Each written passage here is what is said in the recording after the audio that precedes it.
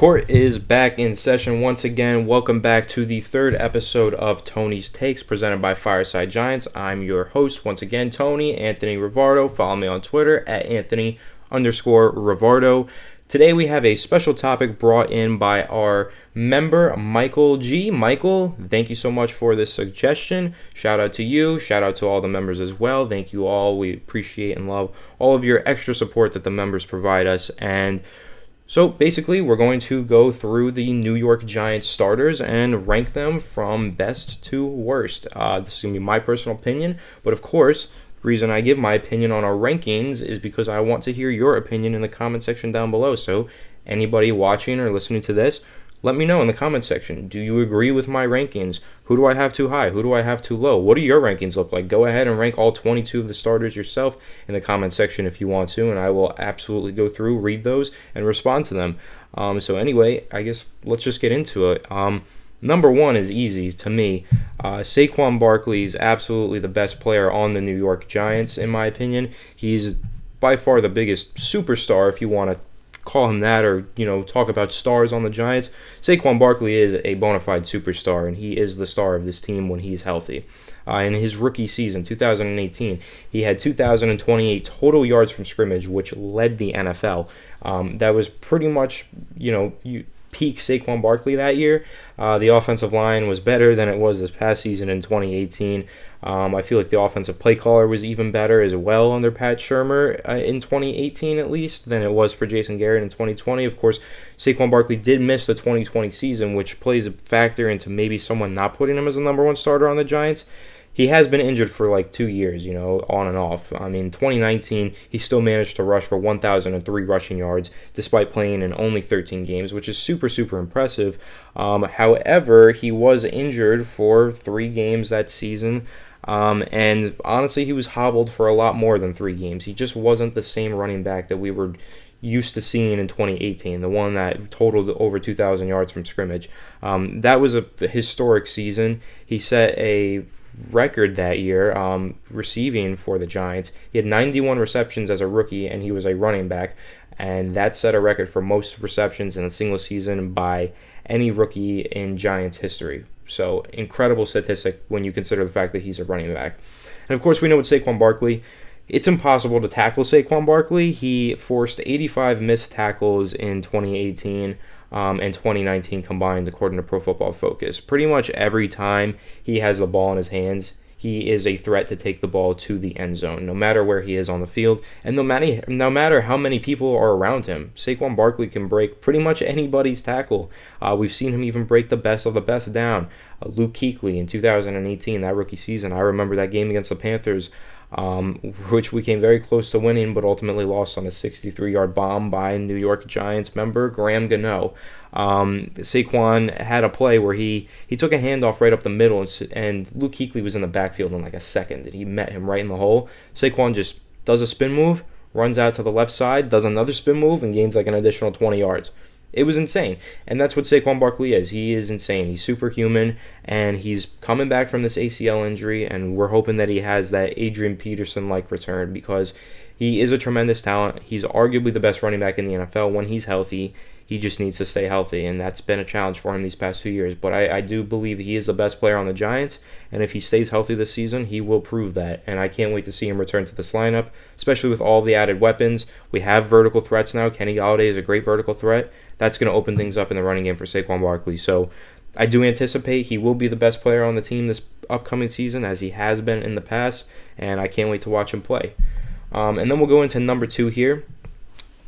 James the Blanket Bradberry. Now that's a nickname that actually Michael, the member who came up with the topic for this video, gave James Bradberry. Michael is a huge James Bradberry fan, and he calls him the Blanket all the time. He even, when he types quotation marks on his phone, it autocorrects to the Blanket, or it does the suggested speech to the Blanket. So shout out to Michael, huge James Bradberry fan, and so am I. I love James Bradberry.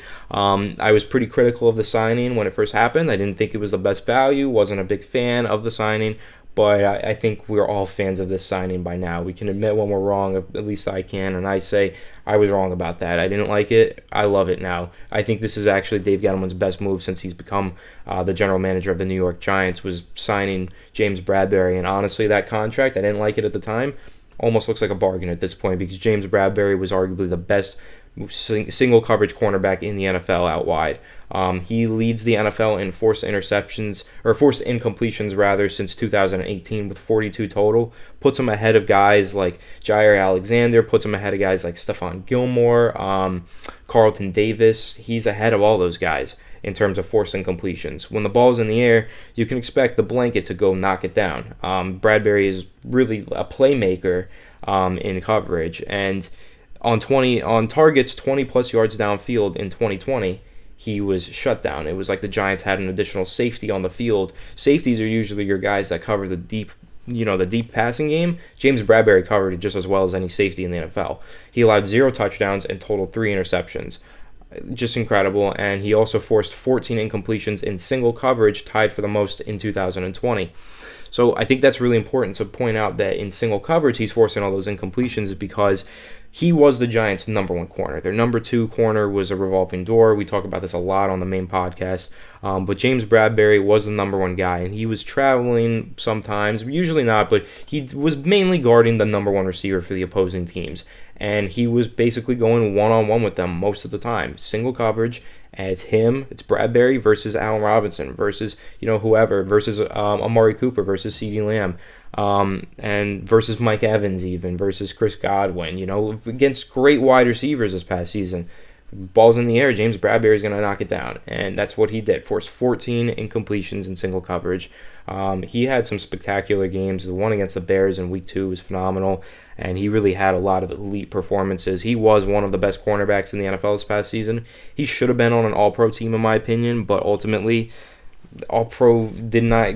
The AP did not vote him into the All-Pro teams, but that's okay. I do think this next season he's going to be phenomenal again. Maybe he can make it to the All-Pro this year. I think the Giants secondary is going to be stacked this year with Bradberry, now with Adoree Jackson as well, and I'm excited to see what he can do. But to me, he's a number 2 player on the Giants, number 2 starter on the Giants. I think when you look at his career in terms of what he did in the NFC South against all those great receivers with the Carolina Panthers, and then transitioning over to the New York Giants, a new scheme, new team, right, and was just even better. He really broke out this past season and established himself as one of the premier players in the NFL at his position, a top 5 player at his position in the NFL. And that the Giants really only have a few of those on this team, Saquon Barkley being one of them, James Bradberry being another. And so basically that's why I think he's the number 2, and we'll get on to the number 3. And this is going to be one that I know many might disagree with, and for good reason. I'm not gonna disagree with you if you disagree with me. I'll respect that opinion. I have Kenny Golladay as my number 3 guy here. When I sent this over to Michael, shout out to Michael, the one who came up with the topic for this video, he had Leonard Williams at 3 and he had Kenny Golladay at 4. He said he would swap those two, which is completely fair. And I have Leonard Williams at 4. We're gonna talk about him in just a second here, but I do want to talk about Kenny Golladay and why I think that he's the 3rd best player on the Giants right now. Basically because he is a top 3 player in the NFL at doing what he does. He's not a top 3 receiver in the NFL. He's not you could say he's not even a top 10 receiver in the NFL, and he doesn't necessarily need to be. He is a number 1 receiver. He is the number 1 receiver that the Giants desperately needed, but what he is as well is a top 3 deep threat in the NFL. And in terms of being a deep threat in the NFL, if you are a really good deep threat in the NFL, you are going to open up your team's offense to new heights that they've never even imagined. Having a premier deep threat is so important and so valuable. So Kenny Golladay in 2019, that breakout Pro Bowl season that he had, he led the NFL in receiving touchdowns with 11. Super impressive. He's a playmaker. He is a go-getter, go-gets those touchdown balls. He had back-to-back 1,000-yard receiving seasons in 2018, 2019. 2018, he put up 1,063, broke out further with 1,190 in 2019. Of course, this past season, 2020, he only played in 5 games, had a season-ending hip injury, but was playing pretty solid in those first 5 games anyway, and still looked like a number 1 receiver. He ranks 4th among NFL wide receivers in deep receiving yards over the past 3 years, and that's where I'm talking about him being a premier deep threat in the NFL. He was ranked the number 3 deep threat in the NFL by Pro Football Focus, And I honestly agree with that. I think, Tyreek Hill is the number one deep threat in the NFL, sure. And you can probably say Allen Robinson's number two, but Kenny Golladay and everything that he does deep, he dominates the deep ball. And I think that's going to be huge for Daniel Jones, who loves to throw the deep ball, doesn't throw it often enough, but throws it really efficiently. Throwing the Kenny Golladay deep is going to be huge for this offense, and it's going to open things up in the running game, the short intermediate passing game. But Kenny Golladay, man, when you are that good at doing something specific and you're on this team, I that's why I have him as the number 3 guy. He might not be top 5 player at his position like Leonard Williams arguably is, but to me, I think that he's so valuable to the Giants. And personally, I just think he's the 3rd best player on the team, and that's what I'm going to stick with. And then we're going to talk about number 4, Leonard Williams. I already told you he was number 4, so let's discuss why he's number 4 and why he's ahead of guys, that other guys on this team. Of course, because of his 2020 season, right? 11.5 sacks, 14 tackles for loss, 57 combined tackles in 2020. The breakout year, 79.8 PFF grade this past season. He had 62 combined sacks, hits, and hurries, plus 30 defensive stops in 2020. So not only was he getting it done as a pass rusher from the interior, he was still a dominant run defender as he has been throughout his career. Just this past season, he really stepped up in the pass rushing department and established himself as one of the better interior rushers in the league and established himself as one of the best players in the league at his position. Leonard Williams was a huge acquisition for the Giants. Of course, it was something that a lot of the fan base regretted at first. The 3rd and the 5th didn't seem to be paying dividends after half a sack in 8 games in 2019. But new scheme with Patrick Graham, match made in heaven for Leonard Williams and Patrick Graham. That was a phenomenal marriage right there that's going to continue long-term now that Leonard Williams has been signed to a long-term deal. And honestly, yeah, you could probably argue Leonard Williams is the 3rd best player on this team because he is so good and he is a top 5 player at his position. There's not many players in the NFL who play interior defensive line that are better than Leonard Williams. Of course, Aaron Donald's of the world, Chris Jones. After that, you could say Leonard Williams is top 3. He's really that good. And he's going to be huge for the Giants this upcoming year as they continue to build with this defense. They lost Alvin Tomlinson, their nose tackle, but Leonard Williams is their 3 tech, opposite of Dexter Lawrence. And, of course, now they got Danny Shelton in at nose tackle. I think the interior defensive line is still going to be pretty good, which is going to be good for Leonard Williams. He'll still have probably the same amount of double teams that he did, and that means the same amount of single teams that he did. So hopefully we could see him continue as a pass rusher, continue to generate that many pressures and sacks, and then he can honestly establish himself as one of the best defenders in the league. I think that would be really exciting for Giants fans. And number 5, I'm going to go defense again. I'm going to go with Blake Martinez as the number 5 player on the New York Giants. And I think that Blake Martinez, okay, so first of all, he's another signing that I did not like when it happened. I was not a fan of that free agency haul, but by now I am a huge fan, and I realize that I was wrong with those two. Blake Martinez, phenomenal player. My gripe with Blake Martinez when he was in Green Bay is that he was not a coverage linebacker. Sure, he's great in run defense. He has 140 tackles every single year since 2017, 140 or more.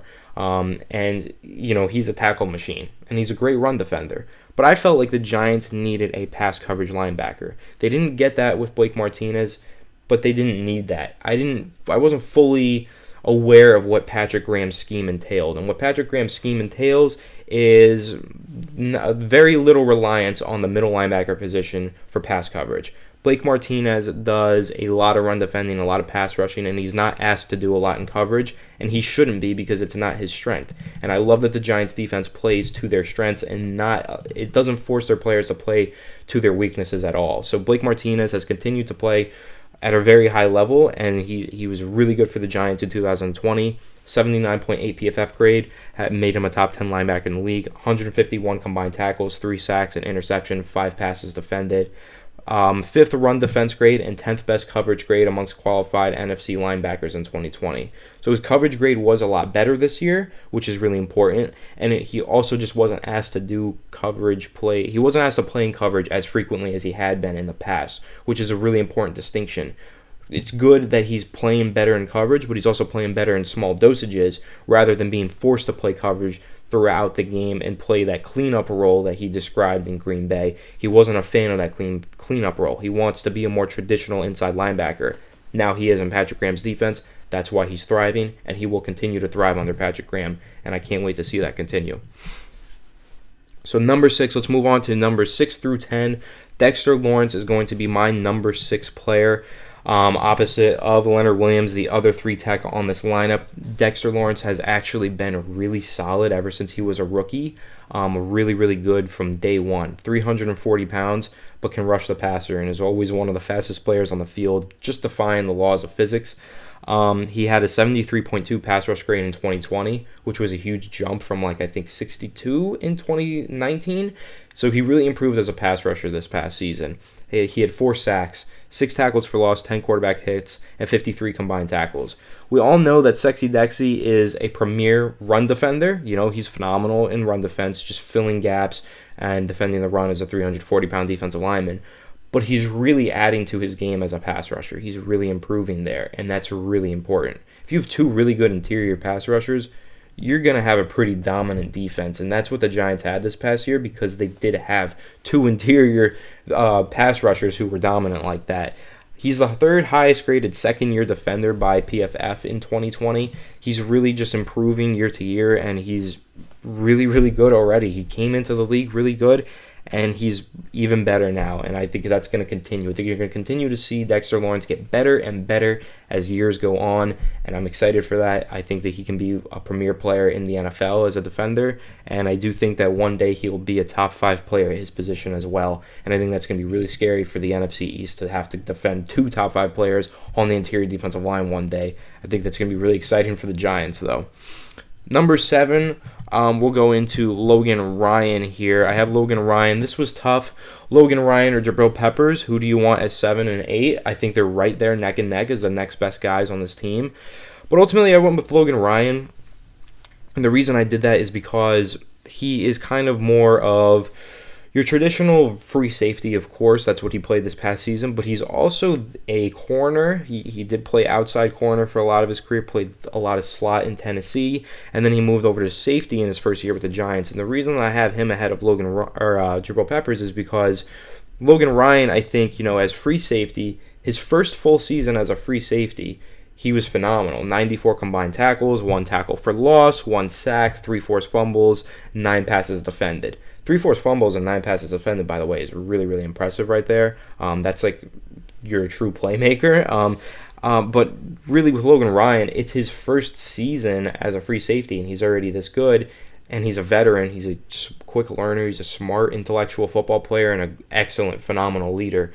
And I think you look ahead to the future and you say he might not have that many years left, but what he does have, they're going to be really solid, high-quality football. That's what you're going to get from him. You're going to get high-quality football from Logan Ryan as a veteran who just transitioned to free safety and was excellent in this transition. He's going to continue to play that role really well, and I'm excited for that. And I think he's going to feed off of the energy that Jabrill Peppers provides him on the opposite side of the field. So Logan Ryan or Jabrill Peppers, who's the better player right now? Logan Ryan has just had the more successful career. The longevity is there. He's been a really elite player in the past, and he's just throughout the course of his career has been a better player. So I'm going with him. You can say Jabrill Peppers is probably going to have a better year in 2022 or 2021, because Peppers is up and coming. He's still rising, learning, improving year to year, and he's really talented as well. So it's not a knock on Peppers that I have Logan Ryan ahead of him. It's just more of the fact that Logan Ryan has just been around at the NFL longer, and he's more of a proven player. So going forward, though, I do think Peppers will be the better player. So that's why I kind of just put them neck and neck. Really can't distinguish who's better there. But I am going to go with Jabrill Peppers at number 8. I'm a huge Jabrill Peppers fan. We're all a huge Jabrill Peppers fan on this podcast. We talked to his trainer, Brian Walker. We've done a couple of interviews with him. We broke down film with him. He gave us really great insight into Jabrill Peppers and really a bunch of the guys in the Giants secondary. He trains a whole bunch of them. And Jabrill Peppers has really impressed me since he came over here in that Odell Beckham Jr. trade. He was traded over here. He was a first-round pick in Cleveland. They had him playing the single high free safety role. Wasn't for him. That's not Jabrill Peppers' game. What he needs is to play strong safety, get in the box a whole lot, play a lot of linebacker, even edge rusher, really move around. And that's what the Giants have done with him, especially under Patrick Graham. He had 91 combined tackles, 8 tackles for loss, 2.5 sacks, 1 forced fumble, 1 interception, and 11 passes defended in 15 games in 2020. And not to mention, he also contributes on special teams. He had 187 yards on 15 punt returns in 2020. So Peppers really does it all. And what he does best is run defense. 27 defensive stops in each of the past 2 seasons and has at least 10 total pressures in each of the last 3. So for him to be generating that many pressures, being that good of a pass rusher from the safety position, very valuable stuff. He is a Swiss Army knife. He is one of the best safeties in the NFL, in my opinion. And I think, honestly, you could probably put him ahead of Logan Ryan. Maybe I'm having second thoughts after really discussing this. Jabrill Peppers is a really special and electric player. Like I said, I went with Logan Ryan ahead of him because of the longevity. But this next season, I think Jabrill Peppers will be the better player between the two, and I think he will be the better safety. And I think Jabrill Peppers, this is the year where he establishes himself as one of the best safeties in the NFL. He had a really good year this past season. I think he's going to build on that and really establish himself and emerge as one of the better defenders in the entire league. So I'm excited for that. Jabrill Peppers breakout party, let's go. Very, very excited for that. I think Jabrill Peppers brings that energy, and he really embodies what it means to be a member of the New York Giants. So I'm very excited for his future with the team. Number 9, I'm going to go with Sterling Shepard. 9th best starter on the team is Sterling Shepard, the longest tenured member of the team. Crazy, crazy stat. So the reason Sterling Shepard's not higher is because he's been hurt a lot. Missed 10 games in the last 2 years with injuries. Some of them been concussions. It's been really tough to watch. I want to see Sterling Shepard on the field more. I love Shepard's game. He's really scrappy, super talented, and one of the most reliable slot receivers. He played a lot on the outside this past year. Don't get me wrong. He was an outside receiver this past season. Even the year before that, he was playing more outside than inside. But in terms of being a slot guy or an underneath guy, he's one of the most reliable wide receivers in football, and he is one of the best route runners in the league in that short to intermediate area. I love Sterling Shepard. I think, great personality, great character, great guy on and off the field. And I'm excited, to see what he can do this upcoming season where he's not the number 1 option for Daniel Jones to throw to, because Shepard should never be a number 1 option. He should be a number 2, maybe even a number 3 in some offenses. And I think entering the season, he'll be the number 2 guy in this offense. It's going to help him out a lot.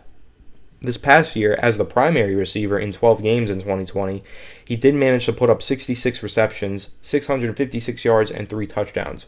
And again, that's as the primary receiver, which he shouldn't have been this past year. Interestingly enough, all 3 of those touchdowns came in the red zone.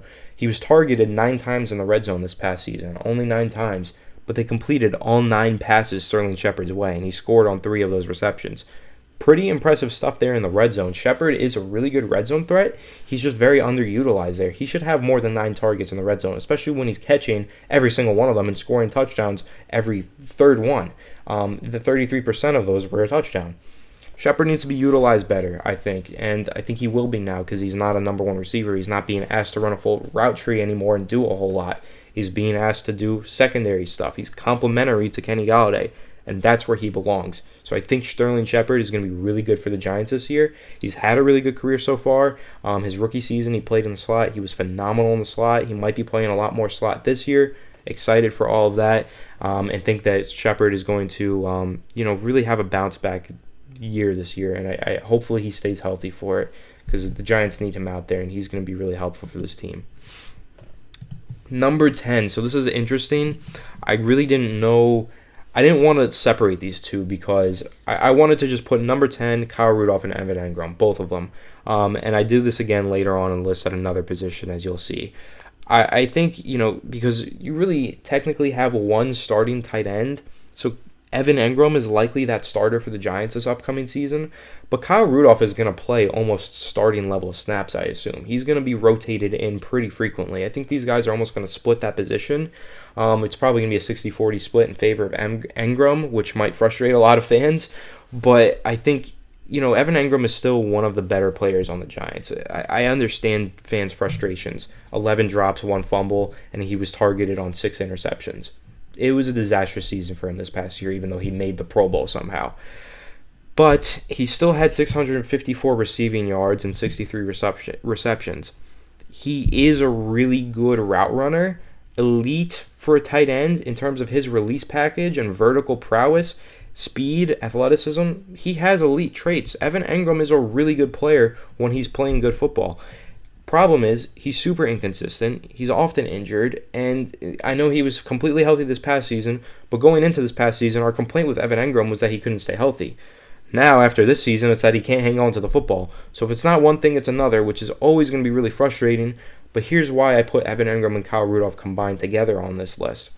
Evan Engram's problems this past season with all those drops, they all came from 0 to 5 yards in the center of the field. He is not that type of tight end to run 5 yards out, sit down, and run a hook route and catch a ball with a linebacker on him. That's not Evan Engram. He's not built like that. He's not built as a traditional tight end. He is a receiver in a tight end's body. He needs to get vertical downfield. He needs to run out of the slot, run some slants, run some posts, run some out routes. That's Evan Engram. He's not the guy that you want running hitch routes in the middle of the field 5 yards away from the line of scrimmage. That's Kyle Rudolph, though.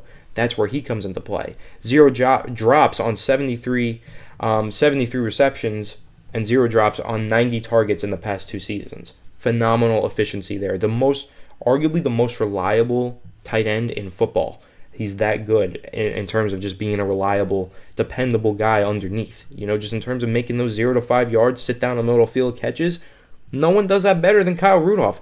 Perfect scheme fit for Jason Garrett's offense. He's going to do all that stuff that Evan Engram couldn't do, which then means Evan Engram, all the stuff that he's good at but wasn't able to do as frequently as he would have liked to because he was forced to do other stuff that he shouldn't have been doing.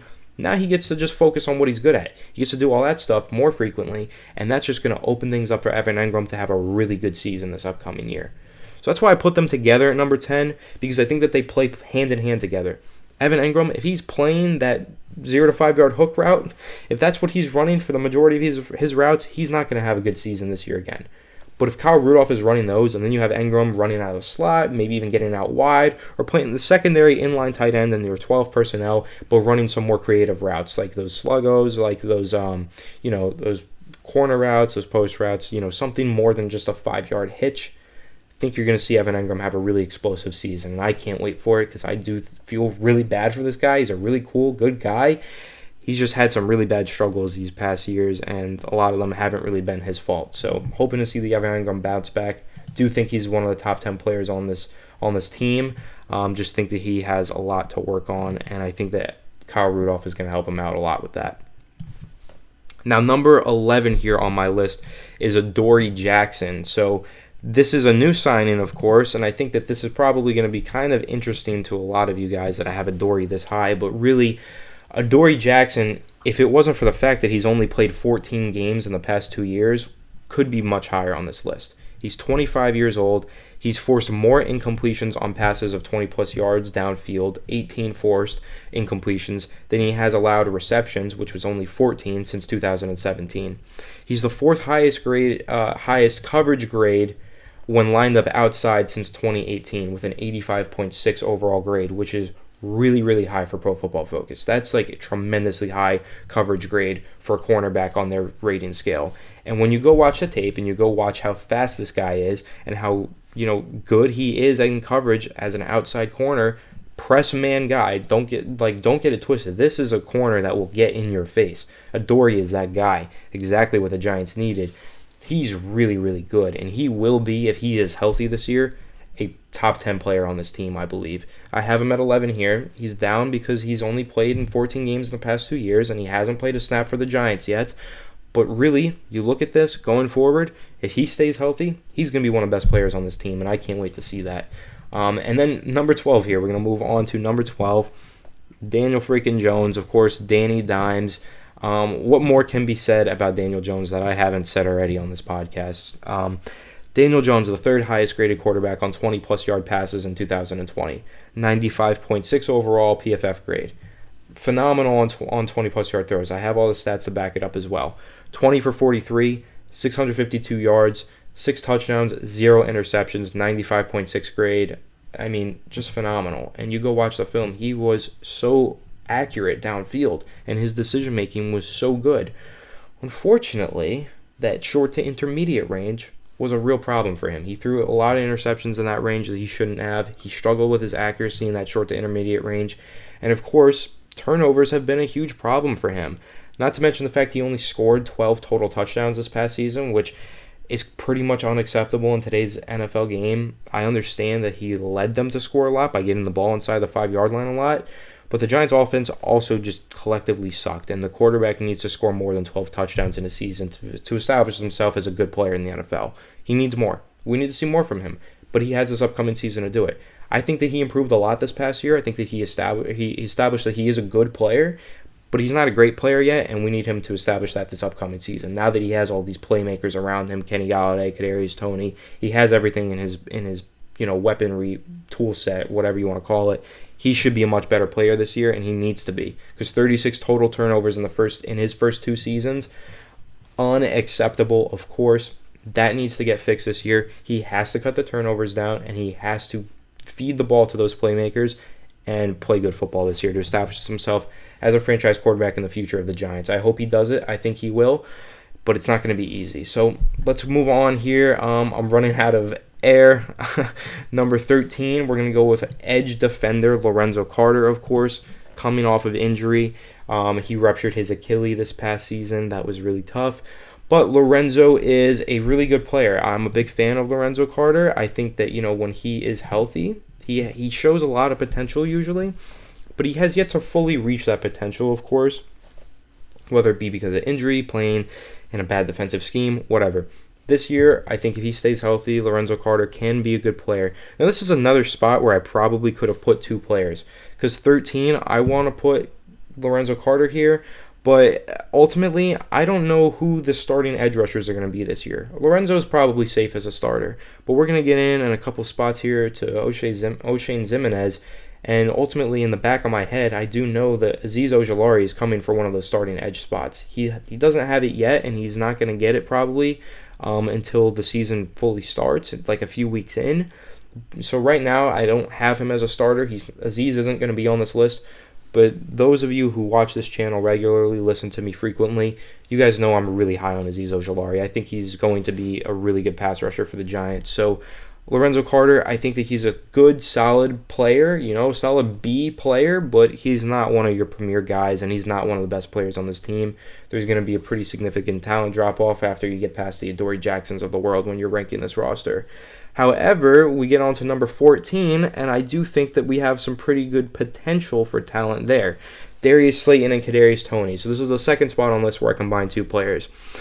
Darius Slayton was really good as a wide receiver 2 this past season, but unfortunately, Giants fans wanted him to be a wide receiver 1, and I fell victim of that as well. I was really holding out hope for Slayton. I was really confident in him, and I was really just hopeful that the Giants would have a wide receiver 1 emerge this year, and that it would be Darius Slayton. Ultimately, he didn't establish himself as a number 1 guy. That's fine. He established himself as a phenomenal number 2 and a really, really phenomenal number 3. Ultimately, he's going to be playing the number 2, maybe the number 3 this year. He's going to continue to be good. He's a good vertical threat. He's fast. He's very good at running those go routes. He's very good at running, post routes, comebacks, anything vertical downfield on the outside, on that boundary. I love it. I love watching Darius Slayton play. I think he's really good.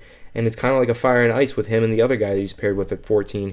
Because while Darius Slayton's a phenomenal, limited route tree go guy, Kadarius Toney is that guy that's a limited route tree but underneath, not really your vertical threat. He's kind of hasn't really done too much in his collegiate career going vertical. He's had some pretty good moments, but for the most part, Kadarius Toney has done all of his work underneath. Catching the ball and running with it, whether that's a screen, whether that's a handoff out of the backfield, a jet sweep, or he's running a killer whip route, getting wide open, and breaking 6 tackles and taking it to the house. Problem is, Kadarius Toney hasn't played in the NFL yet, so I can't put him any higher on this list, but I also didn't want to put him any lower because he's phenomenal, and Darius Slayton's also phenomenal, and I don't know which one of those 2 is going to be starting at that number 2/number 3 wide receiver position at this point. So kind of just wanted to group them together. I think they're kind of on a level playing field right now in terms of who's going to get more snaps or who's going to be the starter at that position. It's going to be established probably through training camp, preseason, and the beginning of the season. Those first couple of weeks are going to be really important for the longevity of the season, just establishing the depth chart and everything. So I like Kadarius Toney a lot. 35% missed tackle rate throughout his career. Dude is insane. I can't wait to watch him play. Actually, I'm so excited to see him on the field for the Giants, but ultimately, will I say that he's better than Slayton right now? No. But will I say he's worse? No. I'm going to just lump them together. And then number 15 on the list, we're going to go with Oshane Ximines. Again, coming off of an injury, really tough to see him go down this past year. Thought that he was playing not as well as I would have liked this past year. And then, of course, he did go down for the full season. But 2019, his rookie year, I believe, he was playing pretty good. Yeah, it was his rookie year, and he was pretty good. He did show some things that said, okay, this guy can be a really good rotational pass rusher. Ultimately, that's what I see him as. I see him as a good rotational pass rusher. Giants right now have him as a starter. I don't think he starts for long. Like I said, I think Azeez Ojulari is coming for one of those starting edge spots. But right now, I think Oshane Ximines, really good rotational pass rusher for the length of his career, and I think, solid player that I'm excited to see get back on the field and get healthy. So now we'll go on to number 16 here before I suffocate to death from speaking for 35 minutes straight. Number 16 is Danny Shelton, newly signed by the Giants. I think that he's going to be a solid nose tackle. He's the Dalvin Tomlinson replacement. He's not a good pass rusher, but he is a pretty good run defender. He'll sit there in the middle of the defensive line, and he'll defend the run, and he'll do it at above average level. He's not anything special, but he's not anything horrible, and I think that he is a good player, above average player. Happy to have him on the team filling in that nose tackle spot. So he's number 16.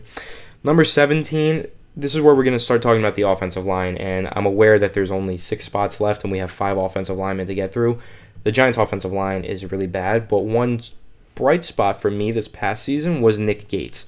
Nick Gates started the season off pretty poorly, as we expected him to. First year playing the center position in his career, he was a right tackle, then a right guard, moved all the way into center. Nick Gates, by the end of the year, looked like a really good center. He looked like an at least average to above average quality player. Ultimately, though, he's very unproven. He only has 1 season of experience under his belt at center, so he's basically a second-year player, even though he's in his 3rd season. And I do think the potential is there for him to potentially rise up this list and go higher, but right now he's got to stay towards the bottom with the rest of the offensive linemen, just because he wasn't that good last year to where you'd say, he's an elite player or he helped this offensive line get better. The offensive line sucked, and it's likely to suck again this year unless these guys all just take a massive jump. If there's anyone who's going to do it, though, it's going to be Nick Gates. He's got a year of experience at center. He was really good at right guard and right tackle the previous year, and he did start to catch on by the end of the year. So I'm excited for Nick Gates' development. I think he can be one of the better centers in the NFL by the time he hits his prime in his career. Number 18 is going to be Andrew Thomas. I thought that he was the second best offensive lineman on this team last year. He struggled a lot as a rookie. Towards the second half of the year, like Nick Gates, he started to turn it on. He started to put it together. A lot of peaks and valleys for Andrew Thomas in his rookie season. A lot of Giants fans saying, man, we should have taken Tristan Wirfs. Man, we should have taken Jedrick Wills. Hell, maybe we should have even taken Mekhi Becton. I think you're getting ahead of yourselves. Andrew Thomas is a really good player. He played hurt this whole entire past season. No one knew that. That was kept a secret. He did play injured, had an ankle surgery at the end of the year. That's going to help him a lot this next year. A fully healthy Andrew Thomas. His footwork was really bad last year. Now we're like, duh, he had a bad ankle. We didn't know that at the time, though. But now that we know he had a bad ankle and that's fixed, Andrew Thomas, fully healthy, better offensive line coaching, new year, new him. I'm excited for Andrew Thomas in year 2. Think he can be a really, really good player for the Giants long term. Number 19, we're going to head back to the defensive side of the ball before we wrap it up with the offensive line. Tay Crowder, I'm going to go with him here, Mr. Irrelevant of last year's draft. Thought that he impressed me last year. He was better than I expected him to be, but ultimately wasn't some great player. And I did go with the base 3-4 defense for this 22 starters ranking. Didn't go with any slot corners because that's technically not a starting position. Didn't go with any third safeties. Xavier McKinney would probably be somewhere higher on this list if he were on this, but I did ultimately just go with the base 3-4 defense. Tay Crowder is your linebacker 2 in that defense, and I don't know, what is there to really say? He's a good player, young player with potential, but how high is his ceiling as a 7th-round draft pick? I know there are a lot of great players that came out of the 7th round in NFL history. There's a lot of great players, or a lot of players that weren't so great that came out of that round. More likely than not, Tay Crowder is going to be a really good backup for the most part of his career, and maybe a fringe starter on some teams if he moves on to a new team in the future. So Crowder, like him a lot, showed a lot, really impressed me last year, exceeded all expectations. Phenomenal rookie season for him. But ultimately, he's still not one of the better players on the team. He's still towards the bottom of the totem pole of this lineup in terms of quality of starters. Number 20, Will Hernandez. It's time for him to turn it around this upcoming season. We really need him to. His rookie season was phenomenal, or at least really good. I don't know if you want to take it to phenomenal. It seems a little generous. Really good. Regressed the past 2 years. Ultimately lost his starting position to the number 22 starter. We're going to jump over number 21, Shane Lemieux. I want to talk about these guys together. Hernandez, now moving over to right guard, lost some weight. He was sick last year with COVID. Apparently that had really bad effects on him, according to his trainer, Duke Manyweather. Apparently a mystery injury also had really bad effects on him this past year. So, if you're keeping track, Andrew Thomas played with a mystery injury, needed surgery. Will Hernandez also played with a mystery injury. And I'm even going to lump 21 into this topic of discussion. He also played with an injury, mysterious injury that we didn't know about until the end of the year. So basically, 3/5 of the Giants' offensive line was hobbled. One of them was a first-year starter at center, first year ever playing center, and one of them was a fifth-round rookie guard who really should have never been on the field, but injuries and everything put him out there. So Hernandez did lose his starting job this past year. The injuries and everything took a toll, and ultimately brought him out of the lineup. But I do think he can bounce back and return to being an average player. He was far below average when he was playing this past year. I think he can get back to average. Matt Parrott, I think he shoots up this list by the end of this next season. But ultimately, there's not a lot of film on him. He barely played. He never got a chance to start because he got sick with COVID and things went downhill from there. Again, he had a mystery injury as well. Matt Parrott, I think, shoots up this list this upcoming season. I'm really high on Matt Parrott, but I also think Andrew Thomas and Nick Gates go higher on this list after this year. Shane Lemieux, I have less faith in. I don't see him panning out as a really good player, but most of you already know that's how I feel about Shane Lemieux.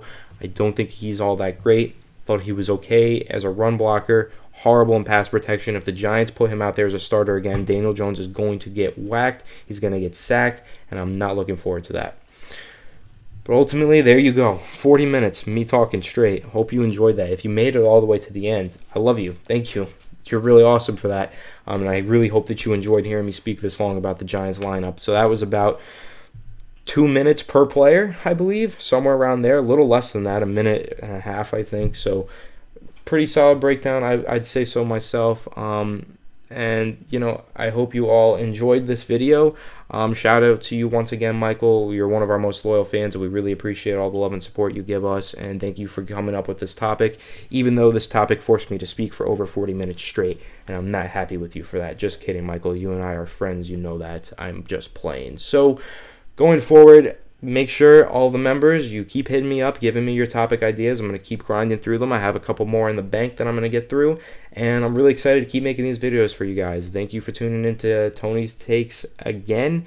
Before I pass out from, losing my breath here, I will say, leave a like if you enjoyed this. Let me know what you think of these rankings in the comment section below. Subscribe if you're new.